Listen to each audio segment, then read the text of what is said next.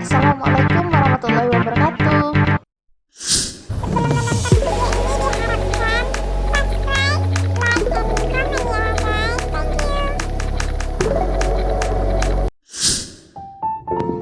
Halo semuanya, perkenalkan nama saya Syarifah Kuliah. Saya mahasiswi dari STIE Mahaputra Riau semester 7. Baiklah, di sini saya akan memaparkan hasil wawancara saya mengenai usaha dagang toko bangunan UD Aziza dengan mata kuliah kewirausahaan dengan dosen pengampu Bapak Menhar SEMPD. Selamat menyaksikan. Sejarah awal berdirinya UD Aziza itu adalah sebuah warung kecil menjual aksesoris. Karena menurut Bapak Batman dan Ibu Mary selaku pemilik usaha merasa toko tersebut tidak memiliki nilai jual, makanya Bapak Batman dan Ibu Mary membuka toko bangunan. Hingga pada suatu ketika, pemilik usaha mendapatkan suatu proyek yaitunya bedah rumah. Dari situlah usahanya mulai berkembang dan mulai dikenali oleh banyak masyarakat. Bagaimana perkembangan dan prestasi dari usahanya? Perkembangannya lancar. Mulai dari awal berdiri masih nol, tidak ada pelanggan, jumlah produknya masih sedikit, stoknya hanya beberapa macam saja, dan semua barang yang serba-serba sedikit. Semakin hari penjualannya makin meningkat, sampai akhirnya sekarang sudah banyak pelanggan dan konsumen yang mencari toko bangunan ini. Dan juga toko bangunan ini sudah mencapai prestasi yaitu membuka satu cabang di desa tetangga, lebih tepatnya di desa Kuntu Darussalam. Strategi pemasaran dari toko bangunan ini yang pertama adalah target pasar. Toko bangunan ini mempunyai target pasar untuk semua golongan yang melakukan kegiatan seperti membangun rumah atau gedung, serta kelompok konsumen yang ingin melakukan inovasi, membangun dengan menempatkan produk-produk yang unik agar konsumen tertarik untuk melakukan transaksi. Yang kedua, ukuran dan tren pasar.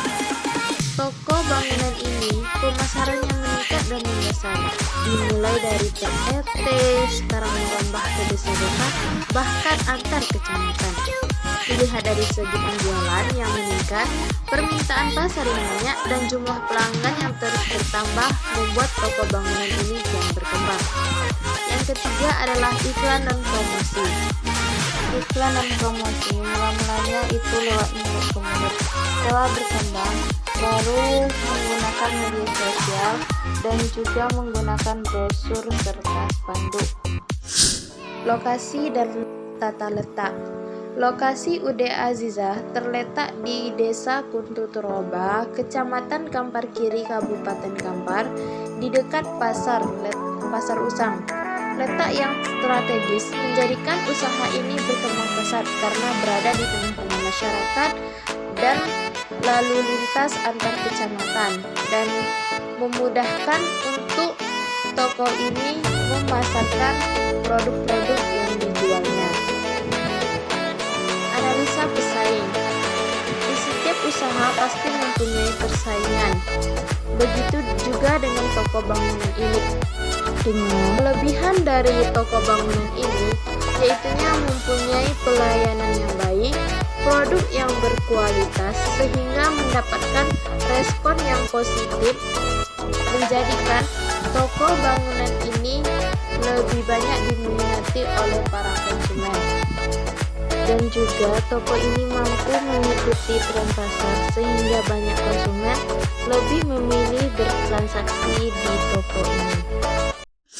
Kunci kesuksesan dari toko bangunan ini yang pertama, melayani pembeli atau konsumen dengan sepenuh hati, seperti halnya dalam pelayanan bank, melayani sepenuh hati, memberi kesan yang baik kepada konsumen tentang kenyamanan dan keamanan, serta kualitas produk yang baik agar menarik minat bagi pembeli.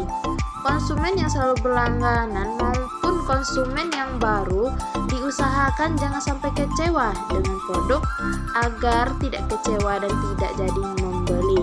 Memberikan penawaran dan potongan yang sesuai agar minat dalam berbelanja.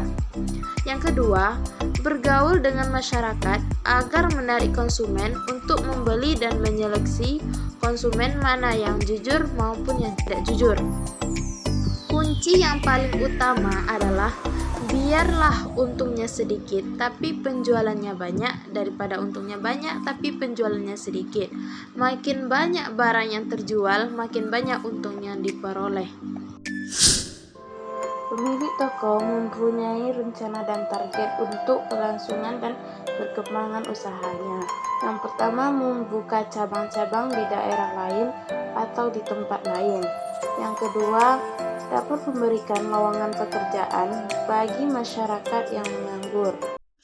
Baiklah, itu saja yang dapat saya paparkan mengenai hasil dari wawancara saya. Saya harap teman-teman semua dapat memahaminya, dan saya mohon maaf atas segala kesalahan dan kekurangan dari paparan saya ini. Sekian video pembelajaran ini saya sampaikan. Terima kasih telah menonton. Thank you.